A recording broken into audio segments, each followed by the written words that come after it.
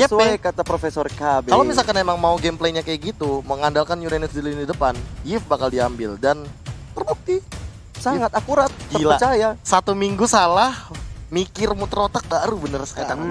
Tenang aja, baru awal. Abis ini salah lagi. Abis ini jelas salah lagi. Santai aja bos. Dan Bigetron Alpha, kalau menurut gue dia butuh satu support yang punya crowd control. Tau nggak? Kalau kayak gini, dia main Estes. Baru tadi gue mau ngomong Rafaela loh. Meta support. Iya, meta support. Ini yang lagi dilakukan oleh RRQ Sena di MDL. MDL ya. Kemarin dia pakai Hylos ya. Gini. Kenapa digunakannya Hylos Rafaela atau Hylos Estes? Mungkin teman-teman juga mungkin kayak bertanya-tanya besar juga. Karena sebenarnya dua hero ini adalah hero yang paling gampang untuk melakukan rotasi. Dari segi rotasi tentu Hylos agak tebal dan bahkan sangat tebal di early game-nya. Kalau misalkan untuk seperti yang kita tahu rotasi tentu membutuhkan pengorbanan, itu adalah dari segi HP.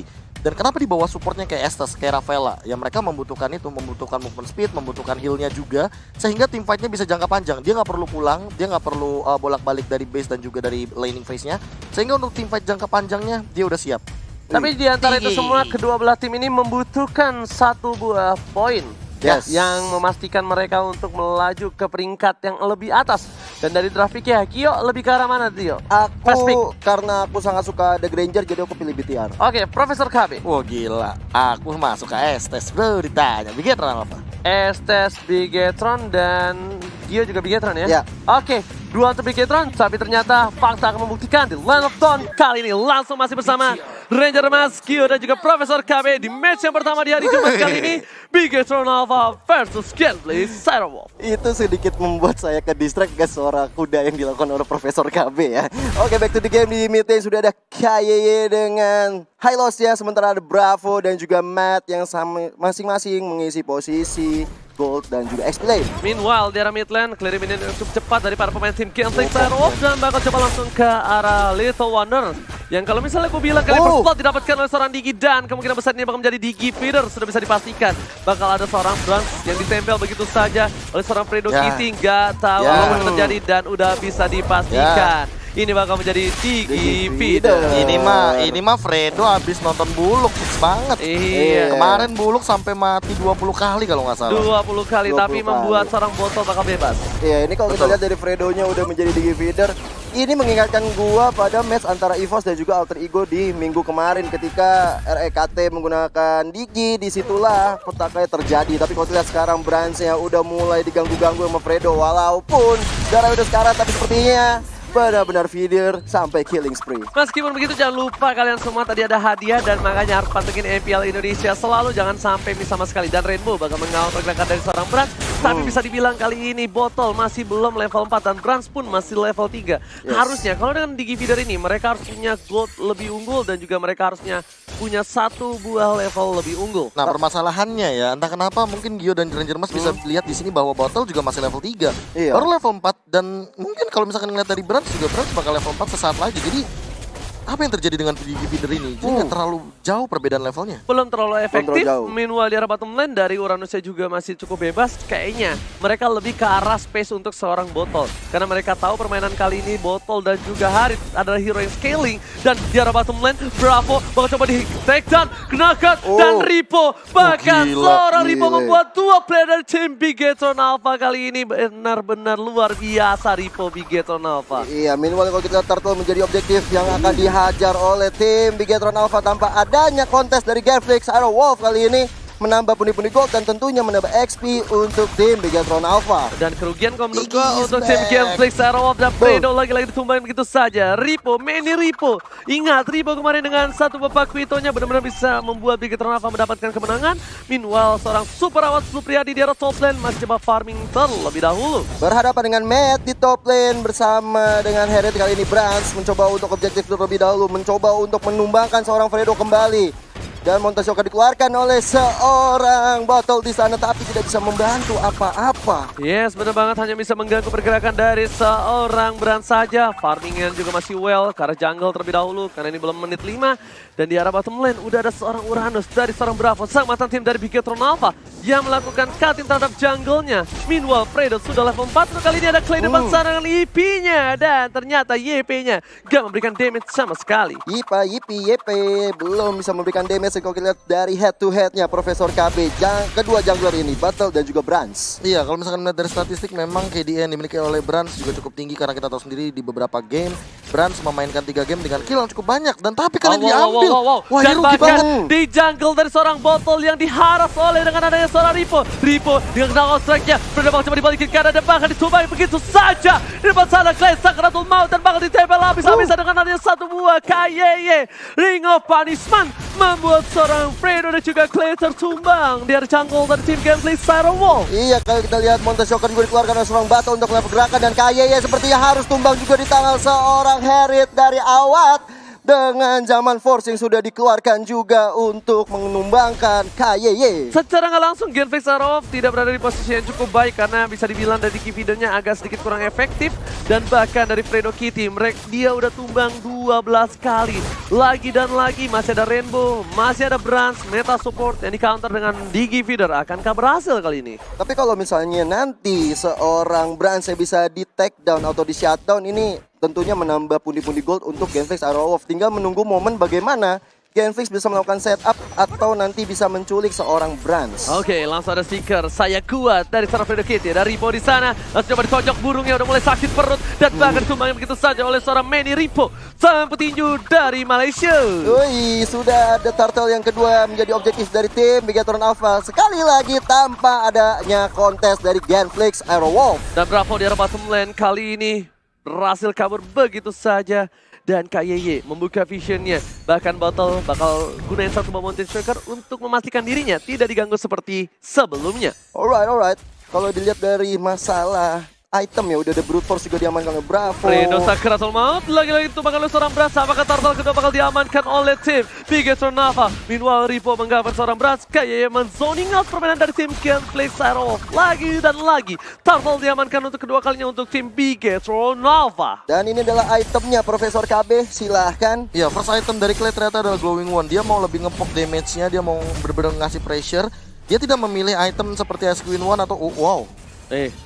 Belum ada war. Belum ada war. Itu teriak kenapa? Iya, makanya. Kan bingung juga kitanya. Lagi baca item tiba-tiba Tapi dari kemarin tuh Bigetron yang paling kedengeran sampai banyak banget ya di sosial media. Suaranya teriakan dari Bigetron ya. Benar. Tapi Fredo di depan sana lagi-lagi mengganggu seorang Brands. Dan dari segi itemnya Brands langsung bikin ke arah Brute Force karena dia tahu dia bakal diganggu asal-asalan dan dia butuh moving speed yang cukup cepat. Dan kalau misalkan ngomongin masalah head to head dari segi item, Battle-nya nanti juga nggak bakal bisa ngedeal damage langsung ke arah Brands, sehingga Brands butuh sustainability. Kalau dari damage kita tahu sendiri bahwa Rhapsody dan juga bahkan base damage dari Granger sendiri sudah ditingkatkan di 2 patch yang lalu. So nggak ada masalah untuk Granger kali ini. Grangernya juga pasti udah akan jauh lebih kuat kalau misalnya dia udah jadi item yang sesuai dengan keinginan dari seorang Brands. Sementara itu Ripo-nya sudah mulai diharas, kali ini masih ada flicker untuk mundur dan Bravo dibalikkan dengan knockout strike-nya dan bahkan Botol masih menghindar begitu saja, tapi ternyata burst damage terlalu besar di arah bottom lane. Tershutdown untuk seorang petinju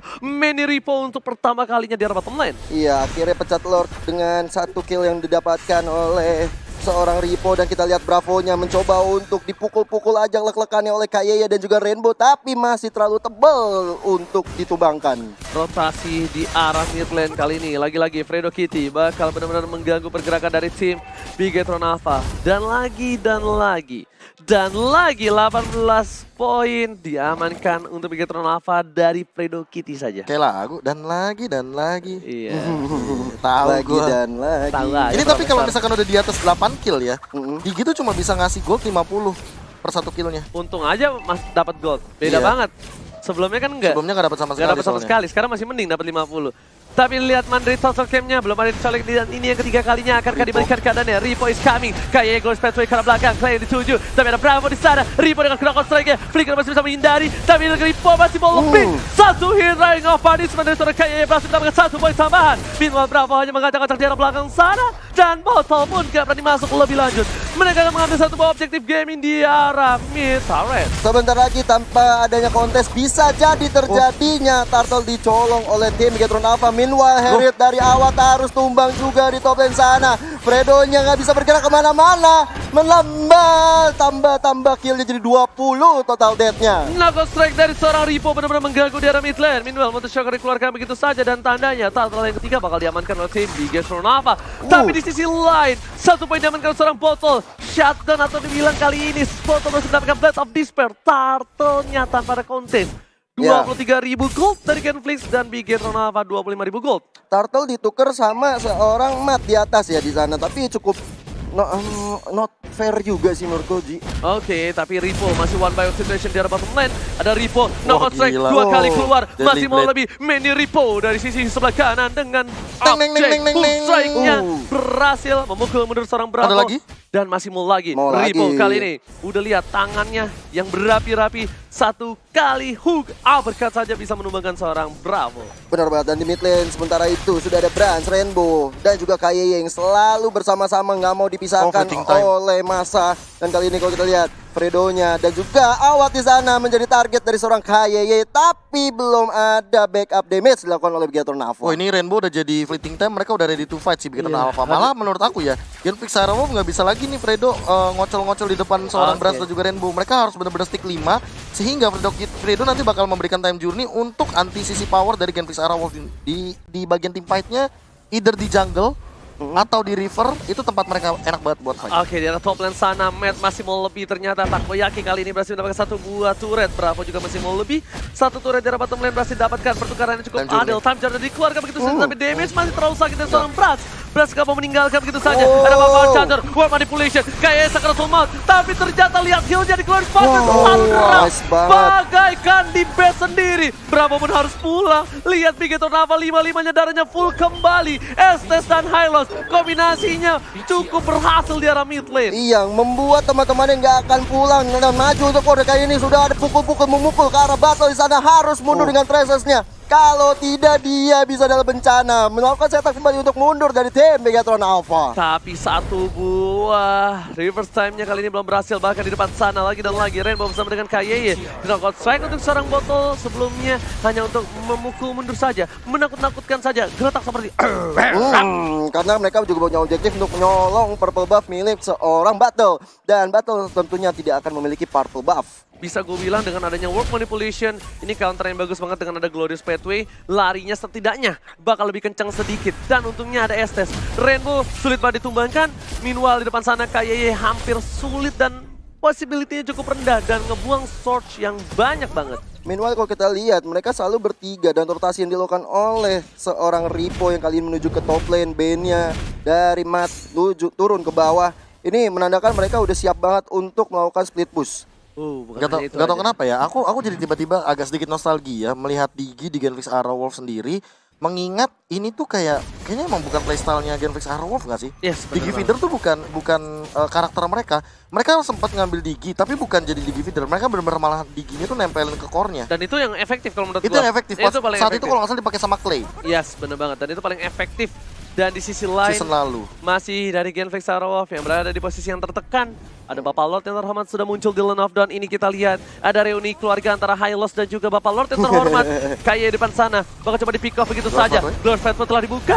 Ripo bakal mengkawal pergerakan dari para pemain Bigetron. Bravo udah mulai ngacak-ngacak ke arah belakang. Time Journey membuat Bravo bebas sekali. Brans dipukul di arah belakang. Ada satu badan Sonata. Legendary didapatkan. Lalu ada Bapak Catur. Uang manipulation. Udah gak ada Glorious Pathway lagi. Dan bahkan pemain Bigetron yang memilih untuk mundur kali ini. Iya, karena juga ada Mountain Shock dikeluarkan oleh Battle. Tentunya ini membuat slow banget pergerakan dari tim Bigetron Alpha. Harus pukul mundur, harus melakukan setup ulang. Karena aku pikir dari Bigetron Alpha sendiri harus menumbangkan beberapa orang dari Genflix Aerowolf sebelum nanti mereka akan lanjut ke Lord. Genflix Aerowolf say thanks to seorang Bravo. Kenapa? Karena kalau misalnya Bravo nggak ngacak-ngacak di belakang dan adanya Time Journey yang menyelamatkan seorang Bravo dan bebas banget, ini beda kasus. Bransnya pasti bakal lebih sering ke arah Lord. Dan Brans, ingat, dia punya 16 poin kill, dia nggak boleh terpick off sama sekali. Oh, Hunter Strike. Shutdown bakal dapatkan, dan Hunter Strike bakal menjadi salah satu item pilihan untuk moving speed dan juga penetration. Dia bisa kabur sakit. gampang banget sih kalau misalkan di engage kayak tadi sama Bravo, dan Bravo yang dalam ancaman. Iya, dan kita lihat dari Bravonya sendiri harus mundur habis dilepehin oleh seorang Mat di situ. Giginya mulai tersangkap, tapi kali ini satu buah Rhapsody nggak berhasil menyanyi. Meanwhile Awas yang belakang sana, ada satu buah lumba-lumba. Awas masih bertahan, Time Journey dan langsung tumbang begitu saja. World Manipulation, nggak berhasil mendapatkan siapapun. Dan dua tumbang dari tim Gambling Sarowolf. Saat serigala, flicker dari seorang Ripo dan gak berhasil mendapatkan battle. Hampir saja flickernya itu menembus lek-lekan dari battle, tapi kali ini kita lihat dari tim Bigatron Alpha langsung Objective Gaming karena sudah menumbangkan dua player dari Gambling Sarowolf. Lord yang pertama sudah enhance, langsung aja di-poke dan didapatkan bahkan oleh Estes. Lagi dan lagi Ripo melakukan sesuatu yang cukup mengagetkan di jungle dari tim Genfix dan membuat tim Genfix gak ada yang engage ke arah Lord. Dia gunain flickernya 120 detik, sepertinya worth it untuk berhasil mendapatkan satu buah Lord dan tidak tercounter sama sekali. Ya bahkan kalau misalkan dari segi teamfight ya, tadi aku sempat bilang bahwa ini Fredo sangat rugi banget kalau misalkan dia harus tumbang di awal. Padahal Genfix Arrowwolf sangat membutuhkan time journey-nya untuk menyelamatkan Clay ketika dia menggunakan Real World Manipulation. Karena ketika Real World Manipulation, tentu Rainbow langsung akan menggunakan heal up-nya ke seluruh teman-teman Bigatron Alpha. Sehingga hal ketika yang lagi ngumpul kayak gitu, lagi crowd kayak gitu, itu baru yang mungkin momennya harus ditabrak. Ini tapi di arah top lane sana ada Buffalo yang terhormat sudah mulai menuju ke arah inhibitor turret. Dan ini bakal jadi fight yang berat banget. Kenapa? Karena Genfix gak ada yang punya Necklace of Durance. Tapi kali ini Buffalo terhormat Ghost Fight udah dibuka oleh seorang KYY. Langsung mulai mengambil karena inhibitor turret. Dan bahkan di sana mengusir mundur seorang Super Awal Supriyadi. KYY di depan sana. Bravo hampir saja tertangkap. Dipaksa dengan Ripo. Ada gerakan saya. Hook step strike dan lihat. 4 player dari tim Genfix harus mundur balik karena PS dulu 2 inhibitor sudah hilang. Ini bencana. Fredo pun sudah hilang, bakal coba dipaksakan. Botol masih coba untuk survive dan 1 poin diamankan. Ada satu balu-balu double kill, lagi mau triple kill. Berhasil ke sana, Botol pun tumbang dan Gambling Sarowolf harus kehilangan 1 poin pertamanya. What a play dari Bigatron Alpha di game yang pertama ini. Mereka mengamankan 1 poin kemenangan. Lihat Ripo, Ripo sama diri sendiri. Nasib EXP laner, emang kayak gitu EXP laner. Nggak apa-apa.